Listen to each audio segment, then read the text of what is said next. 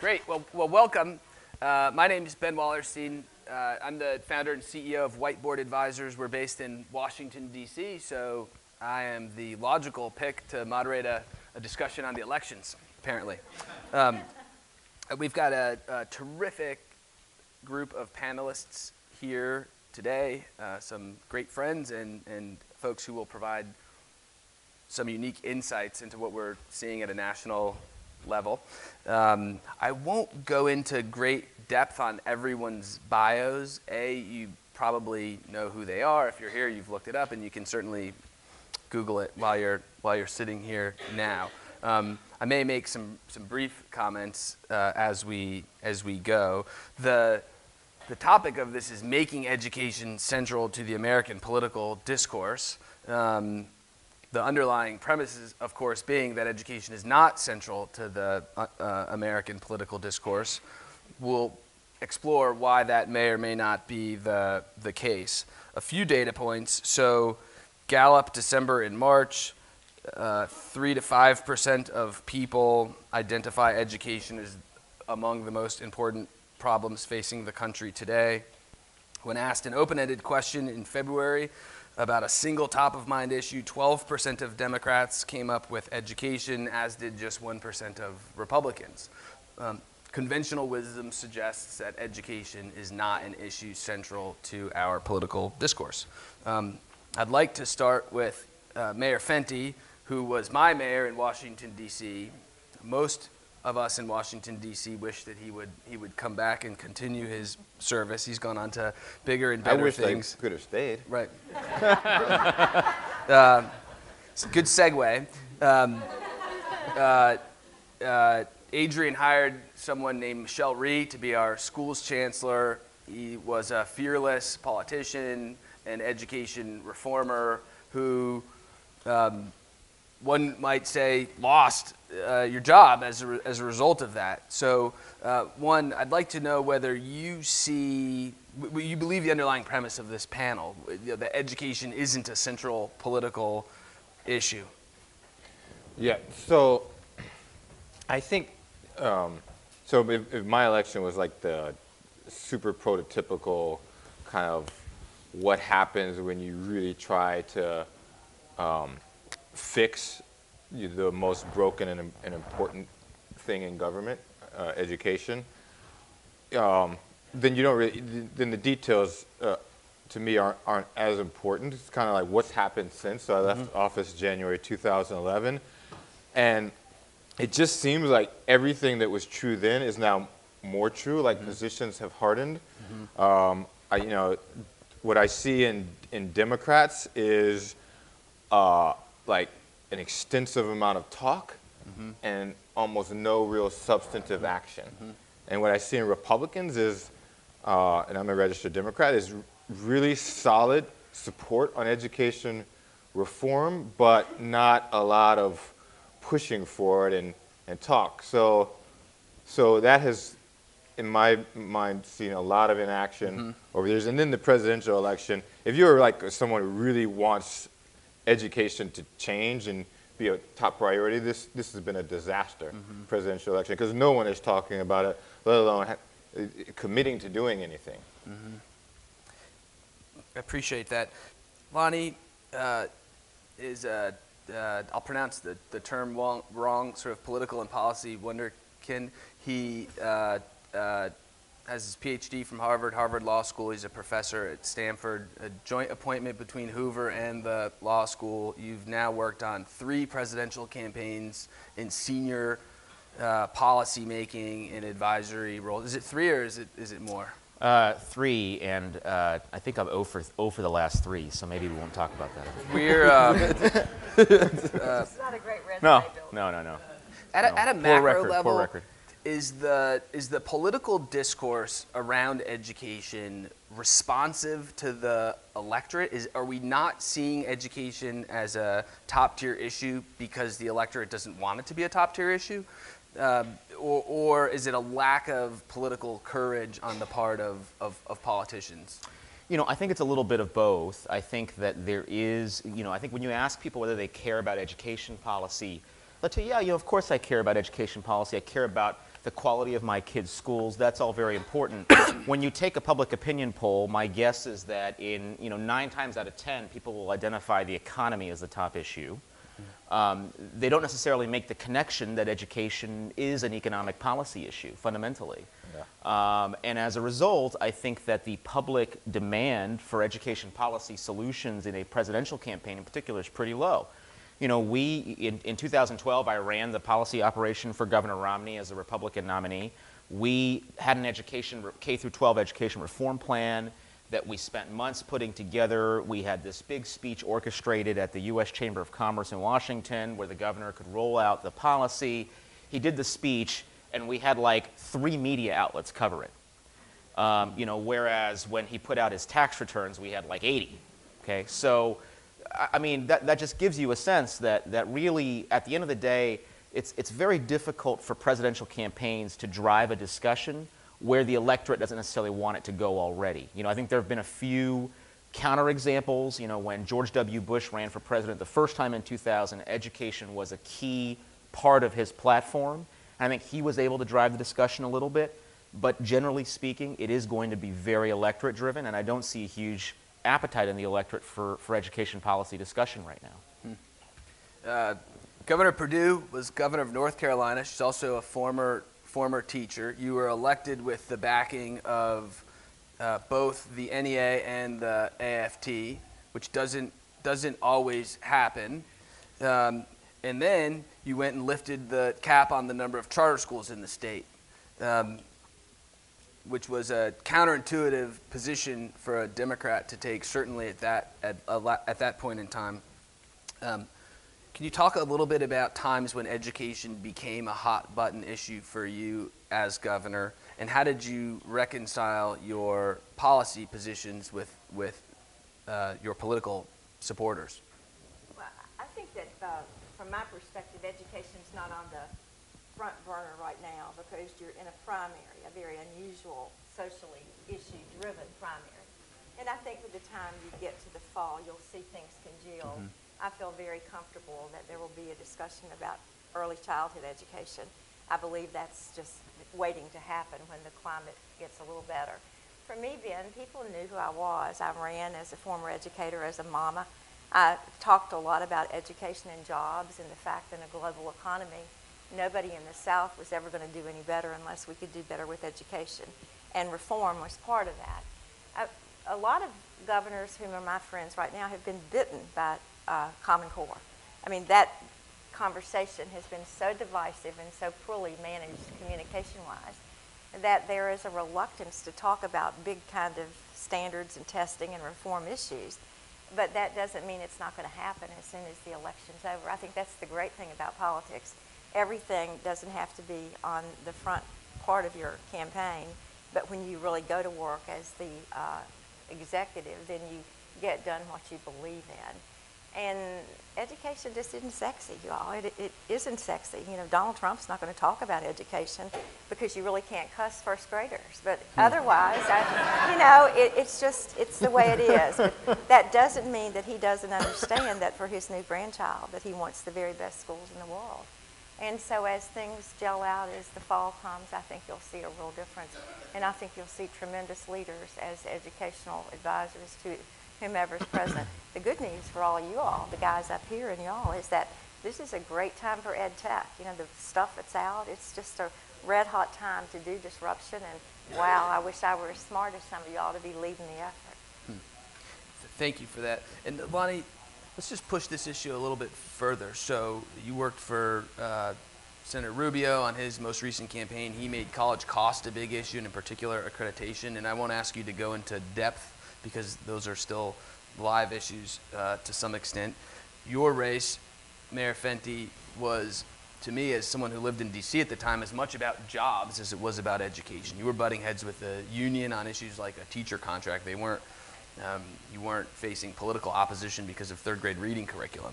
These weren't deeply substantive issues. So I'm wondering, Lanhee, big picture, are education issues not larger issues in the political discourse until they touch on something like jobs or college costs, which is more of a financial issue than it is a substantive educational issue? Yeah, so I have sort of two ways of looking at this. One is I think issues can rise to the fore in a presidential campaign when there is a punctuating event, and that usually applies to national security conflicts, issues in the conduct of foreign policy.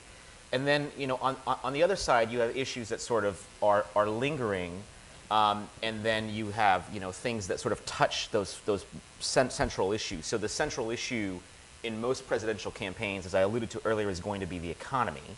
And so the question is, how does a campaign then figure out how to associate some issue with the economy? And I think, for example, in this campaign, there has been discussion about the accreditation of higher education institutions because college costs have been an issue in this campaign. I think they've probably been the biggest education-related issue in this campaign.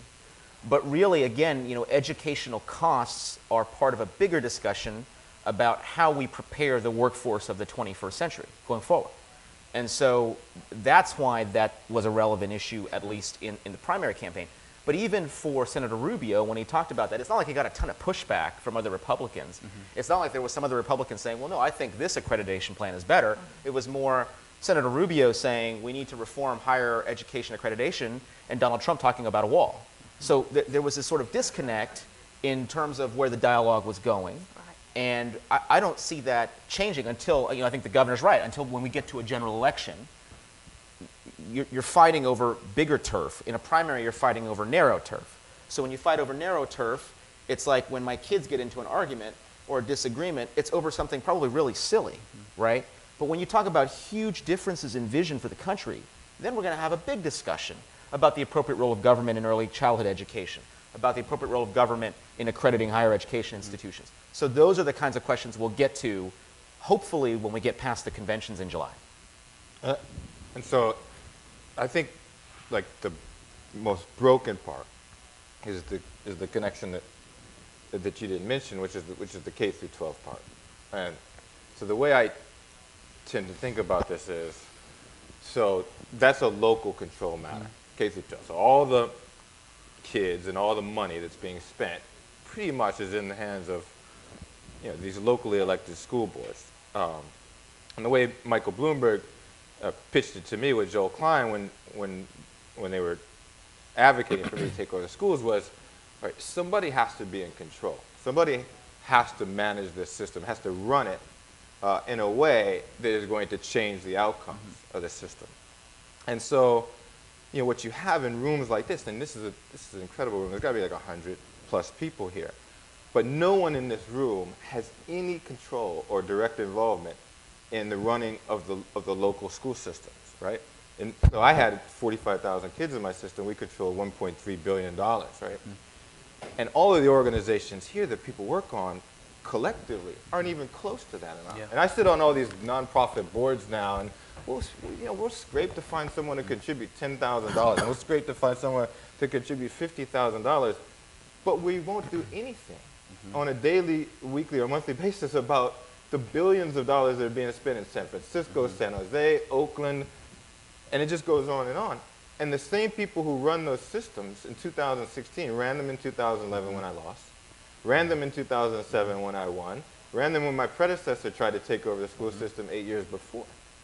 And at some point, like, this intellect and energy and ability that's in this room and in rooms like this around the country have to get inside the school system. Right. Because it's still run by the same people who ran it when we were coming up. And that, to me, is the problem.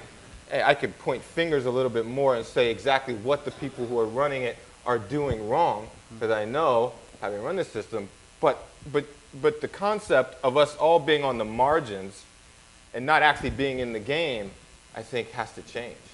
Yeah. I think education is interesting in many ways because there aren't natural constituencies that can be enabled by collective action to shape policy, and you have relatively insular, in many ways, nascent groups. I mean, as big as this conference is, there's really no meaningful trade association. The education marketplace is too fragmented. Whether it's for-profit post-secondary institutions, which are probably the largest, most cohesive set of organizations in the space that have relatively significant resources and aligned interests even still don't advocate especially well. I hope I'm not offending anyone. No, but Ben, you're beginning to see the occurrence across the country of entrepreneurs and innovators and the business sector in schools. Nobody can do ed tech well in the country, in the world, without having somebody with a business model in mind. And I think one of the challenges for us is that even folks like me, the mayor did a lot more than I did, was take on the educational training institutions. If you train principals and administrators to be the same as they were last year, then nothing changes. These folks have to understand they're running a gazillion-dollar budget, and they've got to have management skills. So I'm hoping that the private sector will bring that into the public school and the private school system. It's all about money, one way or the other. Yeah, and you hear this a lot. You heard it from people like Jim Shelton when he was in the administration. So here we have a former Democratic governor backed by both teachers' unions calling for the private sector to become more engaged as partners in moving policy and building coalitions. And I don't mean to put words in your mouth. No, and that's what I said. You said it. You said it better. So, Governor, from your perspective, are we just setting the stage? So, if 2001 was the high watermark for education accountability, maybe just looking at that as sort of an underlying premise, NCLB drove school superintendents to worry about whether 7 Latino boys could factor polynomials at a particular middle school. The accountability landscape changed dramatically, and again, to the extent that that was a high watermark for education accountability, do you? Are we moving forwards? Are we moving backward? Are we making progress toward meaningful improvements in the system? Well, I'm concerned about outcomes and the metrics, the analytics of what kids know. We saw Leave No Child Behind just really hated by many governors, Republican and Democrat. We didn't want the federal government telling us about our kids' outcomes, even though we knew teachers needed to do better. And then the teachers came along and we worked in tandem. But there isn't a mama in the country who likes learning that Johnny or Susie's school is labeled as low performing. And that, after a decade, caused such angst at the local level that the verbiage surrounding all of the standards and outcomes and the testing outcomes was very dangerous. And so now with ESSA, there is more power going back to the local level. But I hope that all of us, can figure out a way to keep the hammer down, because you've got to have outcomes if our kids are going to compete in the global economy. I don't see any of that getting better, Ben. I'm very concerned about where we are, or if the country is going to say it's okay for some states to do really poorly and pretend like they're doing really well, or Washington, the same experience you have. Or are we as a people going to unite and say, hey, it doesn't matter what one state does unless the whole country does well? It's very problematic for our country with the global economy. So is local control and federalism have been used as proxies and sort of rhetorical instruments on behalf of a number of issues that are probably low points in our history as a nation. Is local control and federalist concerns, or local control and federalist concerns proxies for relaxed accountability in your estimation? I hope they're not, but I'm afraid they can be, because you've got so many folks fussing about testing and scores. The problem, I think, that was created was that we didn't have the conversation with parents and teachers early on in the Common Core discussion. The communication was abysmal, and nobody understood what it was about, including my own daughter-in-law, who cursed me over the fact that her daughter was having her third-grade math test.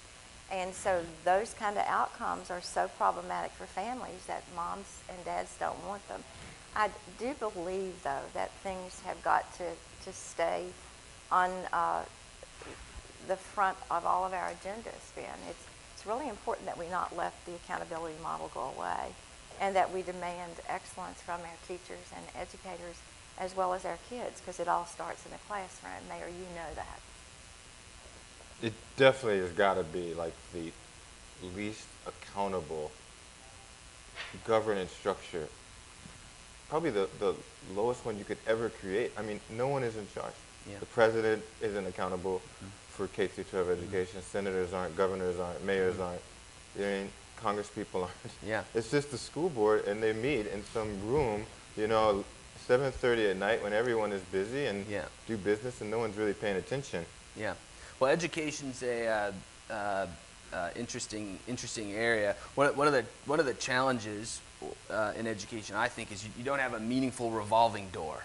We're just beginning to see a cadre of teachers become entrepreneurs and start companies for the first time. But that hasn't happened historically. You don't have very many post-secondary education technology companies that are run by former deans or presidents and provosts. And if you look at companies like Motorola or Lockheed Martin or Northrop Grumman or Johnson Controls and other sectors of our economy where government contracting is a prevailing business model, you do tend to have more of a revolving door. That's often a term that's used in a pejorative sense, but it's something that I think is really lacking in the education context. At conferences like this, people who work in education but haven't worked in other sectors are fond of pointing to other sectors, like healthcare, for example, as functioning much better. Lanhee, you're a healthcare policy expert. You spend a tremendous amount of time writing and thinking about our system of administering and funding and subsidizing healthcare. Can you just talk a little bit? And I'm putting you on the spot because we didn't talk about this in advance. So I'll just keep talking to give you a second, even though you're really smart. Keep it coming. Can you talk a little bit about similarities or differences between education and healthcare? One issue I'd love to ask you to touch on is data privacy and security, which is becoming a mega hot button issue, particularly in K-12, not yet so much in post-secondary, and just whether you see them, in fact, as analogs. Yeah, the healthcare space is challenging for a couple of reasons. One is because it's almost 20% of the economy. So as a result, the number of people that have some interaction with the healthcare space or the healthcare economy is pretty significant. And in fact, we all have some encounter with the healthcare system at some point in our lives. I think that there is a level of opacity to the healthcare system that may not exist in the education system, at least from the perception of most Americans. Most Americans perceive that they understand what's happening in their kids' schools, or at least they perceive that they understand enough to formulate an opinion regarding education policy. Healthcare is a little bit different. People feel that the healthcare system is complicated. The Affordable Care Act has probably made it more complex. In some ways, arguably worse. In some ways, arguably, it's ameliorated some of the problems that we had before the law was passed. So we've been through this huge sea change in healthcare policy. In education policy, we've had two pretty substantial pieces of legislation over the last 15 years. But I think that the level of public anxiety about it is a lot lower, again, because they perceive education to be much more accessible than they perceive healthcare. On data privacy, I think data privacy has always been a matter for policymakers to worry about. You can go back to the first major healthcare data privacy law, which came in the mid-90s. It was a law called actually the Health Insurance Portability and Accountability Act. It doesn't sound like it has anything to do with privacy, but actually put in place some of the original privacy standards in the healthcare space. But even to this day, people in the healthcare space are totally behind the eight ball. I mean, hospitals are getting hacked left and right. Patient data is being compromised by insurers, by payers, not because they're doing a poor job, just because I don't think they understand the threat. And so I think as you see that happening in the healthcare space, it is going to be more of an issue in other spaces as well, including education. The question is, it seems to me at least, that there may be a somewhat more mature sector, business sector, around the protection of student privacy versus around the protection of patient privacy. And so the big policy or sort of, I guess political question will be, is the education sector going to be better prepared than the healthcare sector has been? Because the healthcare sector has not been well prepared at all. Yeah, and Governor Perdue, you invested heavily in education technology when you were in North Carolina. You helped create a public online school in the state. Is part of the challenge around data privacy that people don't understand the benefits of of technology, so the risks don't outweigh the rewards in your estimation? We just haven't had the problem. We've had a lot of problems in North Carolina if you've been following the national news over the last 3 weeks. But you just keep trying to bait me to talk about it, and I'm not. I said, Ben, let's talk about the bathroom law. And he said, no, thank you. I think the challenge for all of us is to have communication up front with parents and teachers and the business community about what's going on. When we started our just huge investment, we've invested more than almost any state in the country, probably other than California, in the infrastructure of educational technology, and we built out a fabulous virtual school, and now everybody has high-speed access in schools and colleges. It's marvelous what we've done, but yet we did it with no concerns about data privacy because the folks were involved from the ground up, building the system. Communities knew what was going to happen to them and what their benefits were, and parents just haven't been worried about it because they felt a sense of trust in what the outcomes were going to be and what the benefits, the derivatives were going to be for their kids. And I believe that that early ability to communicate and partner with folks from all sectors makes the real difference in the data privacy issue. And Yeah, just a word about ed tech. So, so I've been working at Silicon Valley since 2012, and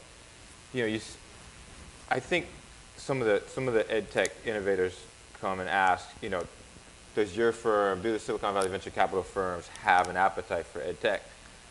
And the answer actually is, in my opinion, if you took the top investors at the top 10 VC firms in the Valley, their number one, if you asked them what their number one priority was, it would be absolutely ed tech. It would be absolutely trying, because the whole goal of the Valley is to disrupt, to macro change, to change the world, and they know that that's the way to do it. The problem is that education spending is like an inverse marketplace. It's like you have all these people, these great ideas, and they come up with a technology, and then when that one critical question is asked, how do you monetize it?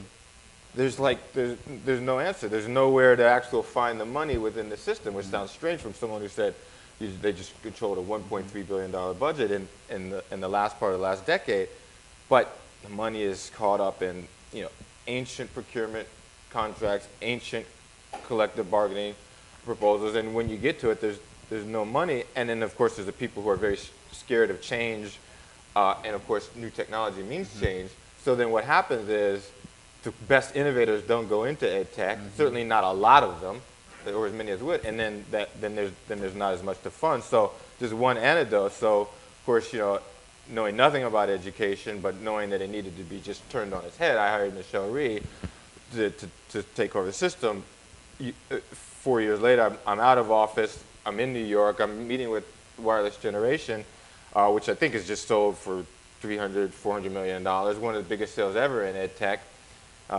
They tell me that the reason, that the number one reason that they were able to get to this point was their very first big city contract, which actually was with the District of Columbia Public Schools, and Michelle Rhee, something I didn't even know about until I left office, which is just another way of me kind of like berating the point, which is there has to be real leadership and real accountability, and if you get that, you're going to change from a supply problem to a demand problem, and innovators who are running school systems will demand the best technology, and that will open it up, I think, to innovators and venture capitalists and everyone else who wants to fund. So I think there's, in addition to just the kids, which is our number one priority, and having a better educational outcomes, also for the people who are trying to create this new technology, having more accountability in the system is helpful. Yeah, I think that's right. I'm, by the way, incidentally, extraordinarily glass half full on the sector, which stands to reason given what I do for a living. But I think this summit, as opposed to previous years, each year we're seeing more and more participation from post-secondary education leaders, from state-run institutions, from nonprofit institutions. We've got, I don't know how many 100 school districts and educators that are here today. So it's, to the extent that the hockey stick graph that shows participation from the public sector in an event like this is an indicator we're headed in the right direction. Governor Perdue, if you were, and you are, I think, so this is a tricky question, but and you were, and I don't know what you're up to, but I imagine you probably are too, advising a presidential candidate. Let's not name names. What would you recommend? Sort of top line messages. What would you advise him or her to focus on? I would advise her to continue, or him. I was getting Ben back. I would advise any candidate, a mayor, a governor, a school board member, to visit a real school. I would ask them to visit a charter school, a private school, a low-performing school, a public school, and to spend more than 15 minutes in a photo op and actually see what's going on, and then go into some schools with flipped classrooms or blended classrooms, see some stuff, go into a university class that is all anchored with technology now, where it all looks so different, and talk and listen to the students' reaction to how their lives are embedded with technology. And then I tell them to be the leader of the 21st century, the first person in the country who enabled 100% participation from all levels. You know, this country's built on, I am who I am. Every kid deserves a shot at being somebody, and education has abysmally failed so many of our children. And we know clearly that technology really, it's not the end all. It enables low-performing kids or kids with horrible social and economic problems to at least feel like a gold star kid once in a while. And that's who we are as a country. I would tell those people to get out there and use some magic words and to sell it, and then to make the change that really is important to make for all of us. I had dreamed of being that governor. I'm just a little bit too old. I can enable other people now to do what I couldn't do. So all of you folks, find a candidate and help them have that dream. I'll also talk about early childhood. That's the only game in town that really makes a huge difference long term. Great, thank you. And Bonnie, just I'll give Adrian and Bev a chance to maybe rebut the premise of this question, but conventional wisdom suggests that it's easy for Democrats to know who to listen to come election time, and on policy and political issues. They listen to unions, which are among the most influential political organizations in the country, and which are a logical, natural, historic constituency for Democratic candidates and administrations. Who do Republicans listen to on education? These days, I'm not sure they're doing much listening at all. But look, I think to return to the previous question, and then I'll try and circle back to what you're asking about. We have a problem in our economy. We have a structural problem in our economy now, and what it comes down to is that the economy is generating jobs that people don't actually want. So we have a mismatch between what the labor market is producing on its own and what the skills people bring and the self-assessment of individuals with respect to what kind of opportunities they ought to be having. Okay? So what does that result in? That results in things like economic anxiety, which is fundamental to the Trump candidacy, right? It's a lot about preying on the economic anxiety that exists. And a lot of that economic anxiety is not in San Diego or San Francisco or Silicon Valley. It's in Columbus, Ohio, and Terre Haute, Indiana. It's in the middle part of the country and parts of the country that have been decimated by changes that have come because we have become a different economy over the last 2 decades. And so education is about how you correct the fundamental imbalance that we see in our economy. So any candidate that talks about education without referencing the anxiety people feel about the economy, the anxiety about the jobs they have and the jobs they want, is not going to get very far in this discussion. If you are just talking about education strictly as, here is my plan for greater student choice in K through 12, here is my plan to make higher ed free for everybody. I mean, that's fine, and you might get some people say, yeah, I'm for that. But at the end of the day, unless you are willing and able to make the tie to the bigger problem we're having in our economy, I don't think you're going to get very far with the discussion.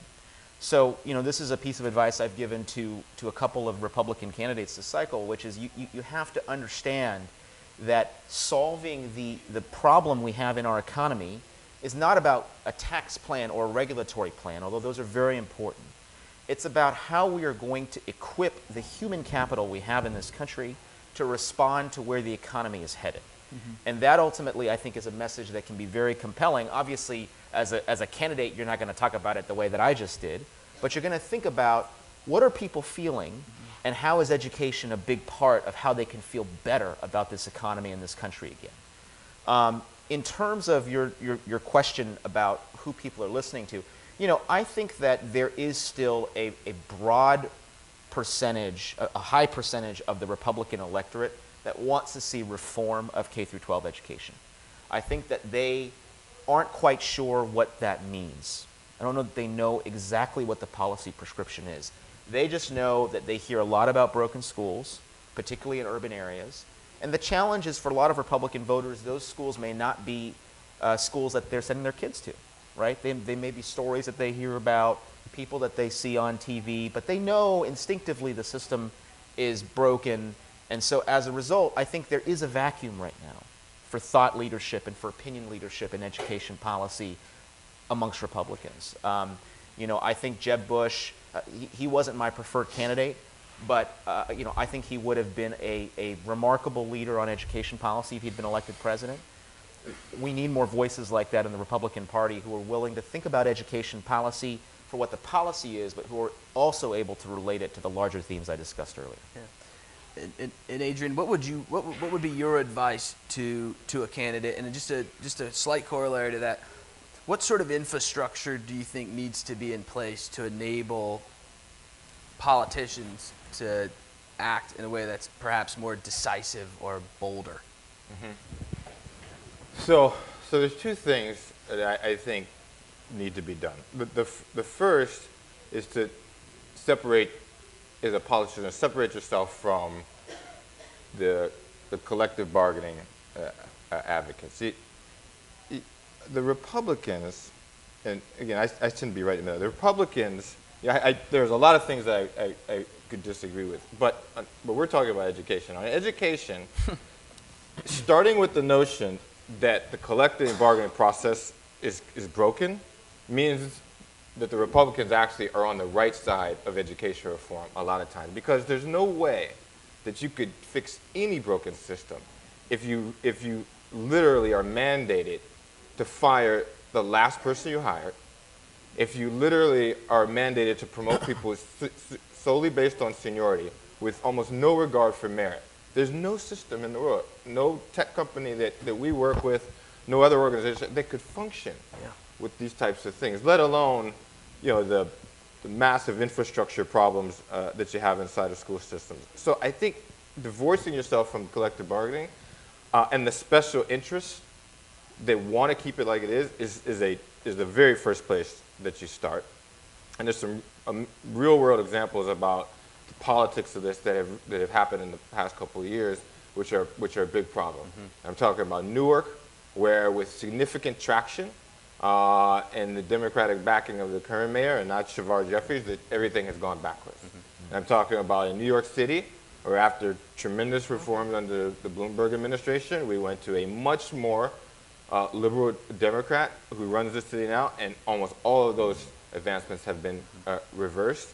And in Chicago, unfortunately, and I really do believe that the mayor came out very aggressively with trying to lengthen the school day and close schools.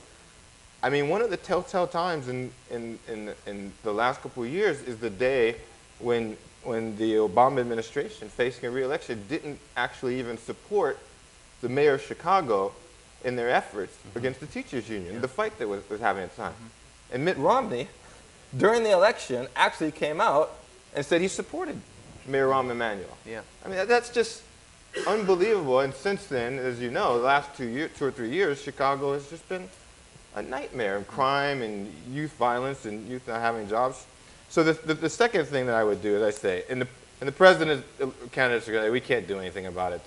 They always say, we can't do anything about it. Well, that's a local control issue. Well, what you could do as president, you could support people who are really trying to change things, like Rahm Emanuel, like Shavar Jeffries, like other people who are running in the mayoral race. And I've got a real home example in Prince George's County, which is a suburb of Washington, D.C., which is the highest concentration of African-American, Latino children, certainly in poverty also. The county executive, Rashawn Baker, tried to take over the school system. He tried to do exactly what we did. And you guys don't even need to know the details about what happened to know how it concluded. The democratically controlled Senate and House of Representatives of Maryland completely squashed his proposal.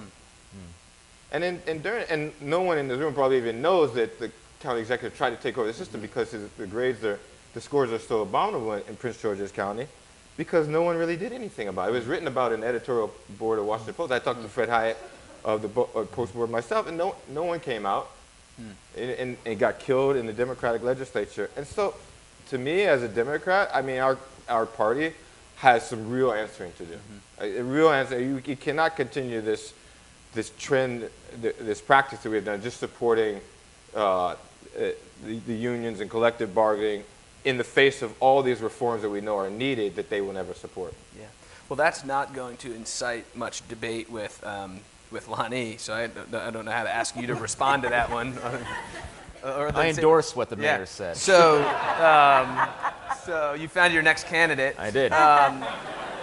Governor Perdue, do you want to take that on and respond to that at all? It sounds like... Yeah, I am a Democrat. I am close to both of the teachers' unions, the AFT and the NEA.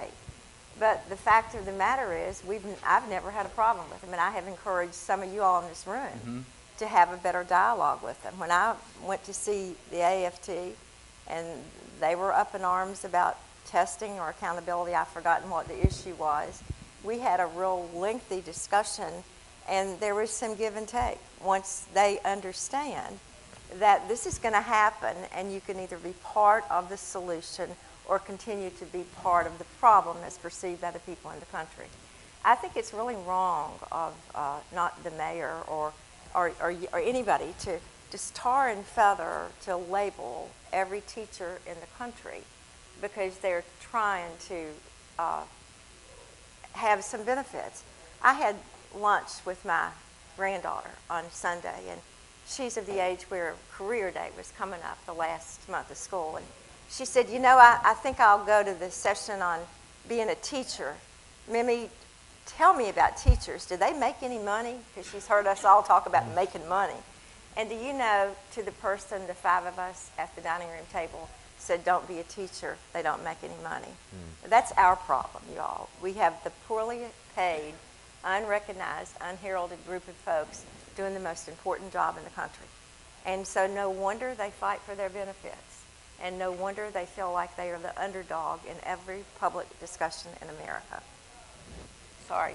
So tell me how I feel. Yeah, that's a good one we've got 6 minutes and 48 seconds. I mean, so let me just say one other way of thinking about this. And then love to hear what Lanhee said. So there's a notion that like you have the teachers unions and they fight for the teachers, right? So and they fight for better working conditions, I assume, right? That would be your natural assumption.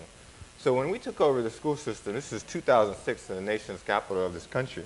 We took over the school system the winter before. 21 schools had been closed for weeks on end because they didn't have enough heating to run the schools. Teachers hadn't gotten paid on time in 2 or 3 years. Kids' immunization shots didn't happen on time. Literally, there was graffiti on all types of restrooms in the area, in the buildings. Buildings hadn't been rehabbed in generations, going back probably into the 30s and 40s. And so teachers were working in this situation where buildings were either too cold in the winter, too warm in the summer. They didn't get paid on time. Kids' immunization shots didn't happen on time. There certainly was no support around the administration of the schools that you could imagine. But the teachers' union had been getting their way with contracts, et cetera, for years. All right? If you flip that a couple years to what I've experienced working in Silicon Valley with kind of the freedom of not having to deal with collective bargaining unions, where people are where management looks out for making sure people have the best resources.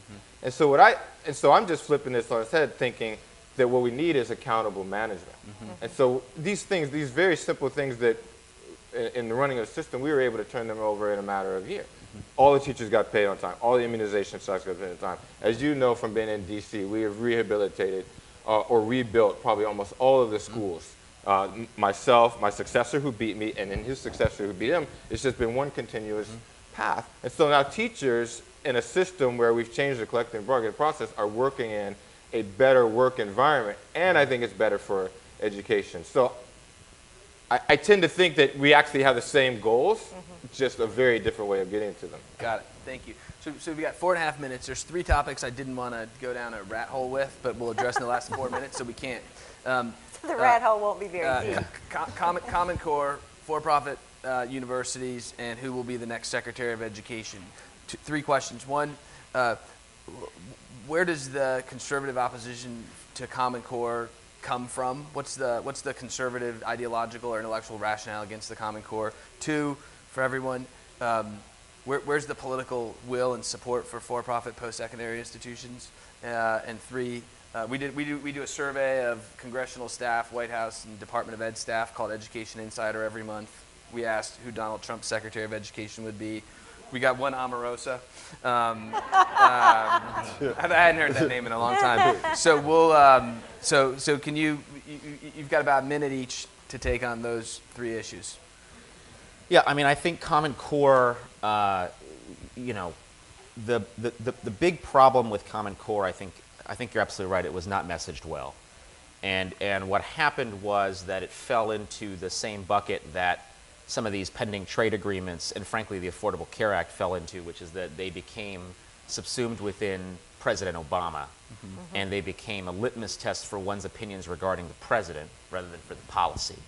And I think you saw what the impact of that was, is that you had some Republican governors who'd been previously for it have to alter their point of view, because a lot of it had to do with people's impressions of the president. It's the same thing with the Affordable Care Act or Obamacare.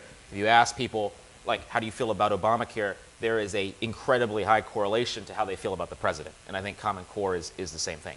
For profit, I think that, it's an area that received some attention in 2012. It's a largely under the radar issue again in 2016. I think part of it will depend on, frankly, this whole Trump University thing. That if that ever gets legs, then that will have spillover politically into the for-profit space. I'm not saying it should, because I'm not arguing that Trump University is even a legitimate for-profit education venture. But regardless of how one feels about it, I think there will be some association there. And then who will be Donald Trump's Secretary of Education? I don't know. You got me. Sarah Palin? Sarah Palin or Chris Christie? How about that? Great. Oh, wow. All right, 1 minute, 3 issues. Governor. Common Core is dead in the terms of the word. I think there are still leaders across the country who want the meaning of it all. People understand standards and they understand testing. So I think you'll see it come back in a very quiet, low public knowledge iteration that states will do across the country. The for-profit universities and the whole idea of non-traditional badging and certificates, and I think it's the most exciting thing going on. I love it. I would love to be czar of that whole paradigm.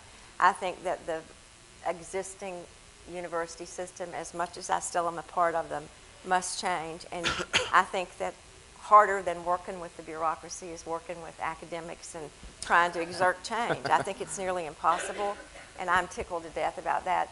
The Secretary of Education, I think Ben should be Secretary of Education. Yeah. All right. Yeah, so I mean, That's worse than Omarosa. Kind of, maybe. so Common Core is like just super frustrating, because I think it's a fabulous thing that's just become a political football. And I think, to be honest with you, I think there's lots of different ways that you could teach kids. It just really needs to be some accountability and management and someone making it happen. So the debate is not for-profit or non-profit. The debate is just all about excellent schools. And if a school has a great plan and certainly is proven to educate our kids, I'm 100% for it. And you know, I think Chris Christie would be a fabulous head of the Department of Education and a horrible Department of Transportation director. Great. Well, thank you very much. I'm going to use that Give these one. guys a round of applause.